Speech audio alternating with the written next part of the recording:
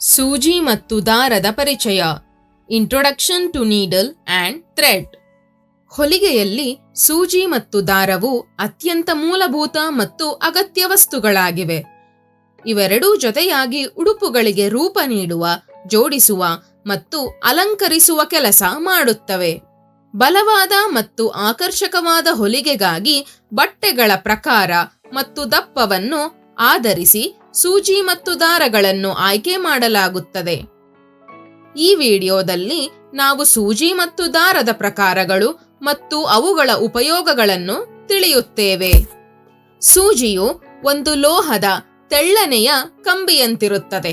ಇದರ ಒಂದು ತುದಿ ಮೊನಚಾಗಿದ್ದು ಸುಲಭವಾಗಿ ಬಟ್ಟೆಯನ್ನು ಛೇದಿಸುತ್ತದೆ. ಇನ್ನೊಂದು ತುದಿಯಲ್ಲಿ ದಾರವನ್ನು ಪೋಣಿಸಲು ಸಣ್ಣ ರಂಧ್ರವಿದೆ. ಸೂಜಿಯನ್ನು ಹಿಡಿದಿಡುವ ಭಾಗವನ್ನು ಶಾಂಕ್ ಎಂದು ಕರೆಯುತ್ತಾರೆ. ಸೂಜಿಗಳಲ್ಲಿ ಮುಖ್ಯವಾಗಿ ಎರಡು ಪ್ರಕಾರಗಳಿವೆ: ಕೈ ಸೂಜಿಗಳು, ಯಂತ್ರದ ಸೂಜಿಗಳು. ಕೈ ಸೂಜಿ.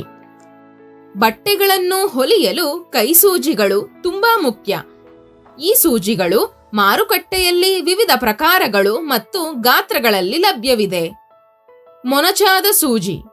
ಈ ಸೂಜಿಗಳು ಮಧ್ಯಮ ಉದ್ದವಾಗಿದ್ದು ದುಂಡಗಿನ ರಂಧ್ರವನ್ನು ಹೊಂದಿರುತ್ತವೆ.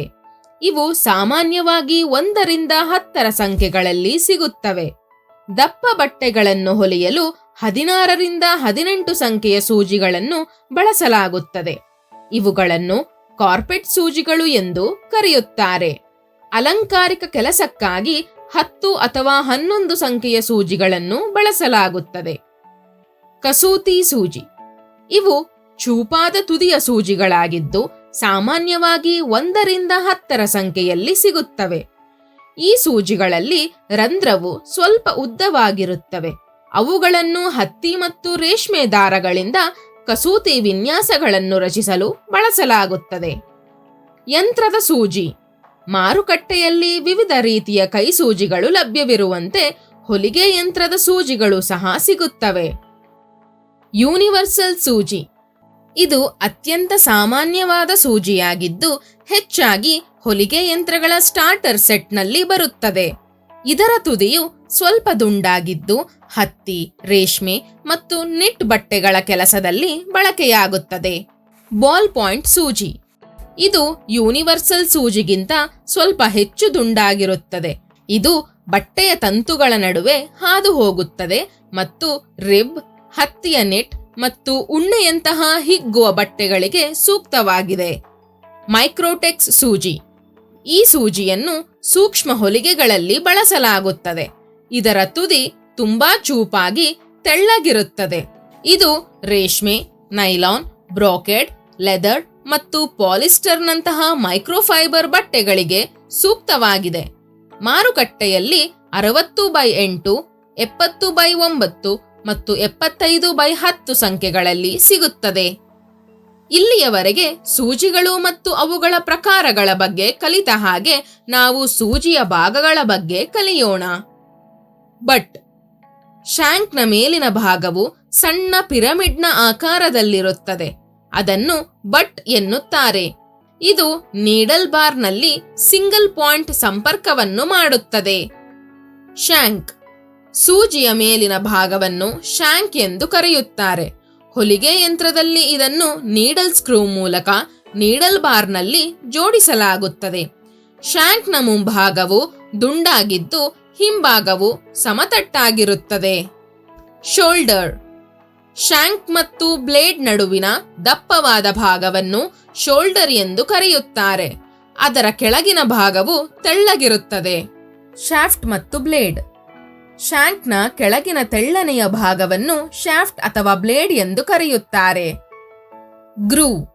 ಇದು ಶಾಫ್ಟ್ನ ಕೆಳಭಾಗದಲ್ಲಿರುವ ತೆಳ್ಳನೆಯ ಭಾಗವಾಗಿದ್ದು ಹೊಲಿಯುವ ಸಮಯದಲ್ಲಿ ದಾರವನ್ನು ನಿಯಂತ್ರಿಸುತ್ತದೆ. ಇದರ ಉದ್ದ ಮತ್ತು ಆಕಾರದಲ್ಲಿ ಬದಲಾವಣೆಗಳಾಗಬಹುದು. ಸ್ಕಾರ್ಫ್. ಇದು ಸೂಜಿಯ ರಂಧ್ರದ ಹಿಂದಿನ ಭಾಗ. ಇದು ನೀಡಲ್ ಪ್ಲೇಟ್ನ ಕೆಳಗಿನಿಂದ ದಾರವನ್ನು ಹಿಡಿಯಲು ಬಾಬಿನ್ ಹುಕ್ಗೆ ಸಹಾಯ ಮಾಡುತ್ತದೆ. ಐ. ಇದು ಸೂಜಿಯ ಪೂರ್ತಿ ಕೆಳಭಾಗದಲ್ಲಿರುವ ರಂಧ್ರವಾಗಿದ್ದು ಅದರಲ್ಲಿ ದಾರವನ್ನು ಪೋಣಿಸಲಾಗುತ್ತದೆ. ಪಾಯಿಂಟ್. ಇದು ಸೂಜಿಯ ಅತ್ಯಂತ ಕೆಳಭಾಗವಾಗಿದ್ದು ಬಟ್ಟೆಯಲ್ಲಿ ಸುಲಭವಾಗಿ ರಂಧ್ರ ಮಾಡುತ್ತದೆ. ಇದರ ಉದ್ದ ಮತ್ತು ಆಕಾರವು ಸೂಜಿಯ ಪ್ರಕಾರವನ್ನು ಅವಲಂಬಿಸಿರುತ್ತದೆ. ಹೊಲಿಗೆ ದಾರ. ಹೊಲಿಗೆಯಲ್ಲಿ ಸೂಜಿಯ ಜೊತೆಗೆ ದಾರವು ವಿಶೇಷ ಪ್ರಾಮುಖ್ಯತೆಯನ್ನು ಹೊಂದಿದೆ. ಹತ್ತಿ ದಾರ. ಇದು ಹತ್ತಿಯಿಂದ ತಯಾರಿಸುವ ದಾರವಾಗಿದ್ದು ಮತ್ತು ಸಾಮಾನ್ಯ ಹೊಲಿಗೆಗೆ ಬಳಸಲಾಗುತ್ತದೆ. ನೈಲಾನ್ ದಾರ. ಇದು ರಾಸಾಯನಿಕ ಕ್ರಿಯೆಗಳಿಂದ ತಯಾರಿಸುವ ದಾರ. ಇದು ಬಲವಾಗಿದ್ದು ಅಧಿಕ ಬಾಳಿಕೆ ಬರುತ್ತದೆ, ಆದರೆ ಇದರ ಬಣ್ಣ ಮಾಸುತ್ತದೆ. ರೇಷ್ಮೆ ದಾರ. ಇದು ರೇಷ್ಮೆ ಹುಳುಗಳಿಂದ ದೊರೆಯುತ್ತದೆ. ಇದು ಮೃದುವಾಗಿ ಮತ್ತು ಬಲವಾಗಿರುತ್ತದೆ. ಇದನ್ನು ಹೆಚ್ಚಾಗಿ ಕಸೂತಿಯಲ್ಲಿ ಬಳಸಲಾಗುತ್ತದೆ. ಉಣ್ಣೆಯ ದಾರ.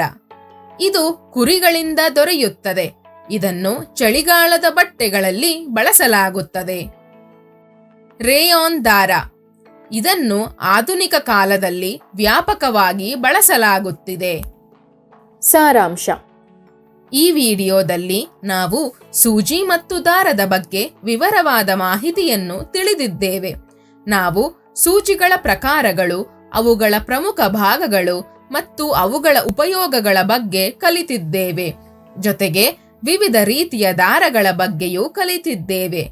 ಈ ಮಾಹಿತಿಯು ಸರಿಯಾದ ಸೂಜಿ ಮತ್ತು ದಾರವನ್ನು ಆಯ್ಕೆ ಮಾಡಲು ನಮಗೆ ಸಹಾಯ ಮಾಡುತ್ತದೆ. ಇದು ನಮ್ಮ ಹೊಲಿಗೆ ಕೆಲಸವನ್ನು ಉತ್ತಮಗೊಳಿಸಿ ಹೆಚ್ಚು ಬಾಳಿಕೆ ಬರುವಂತೆ ಮಾಡುತ್ತದೆ. ಈಗ ನಿಮಗಾಗಿ ಒಂದು ಪ್ರಶ್ನೆ. ಈ ಕೆಳಗಿನ ಪ್ರಶ್ನೆಯನ್ನು ಕುರಿತು ಗುಂಪುಗಳಲ್ಲಿ ಚರ್ಚಿಸಿ ಮತ್ತು ನಿಮ್ಮ ಆಲೋಚನೆಗಳನ್ನು ಹಂಚಿಕೊಳ್ಳಿ.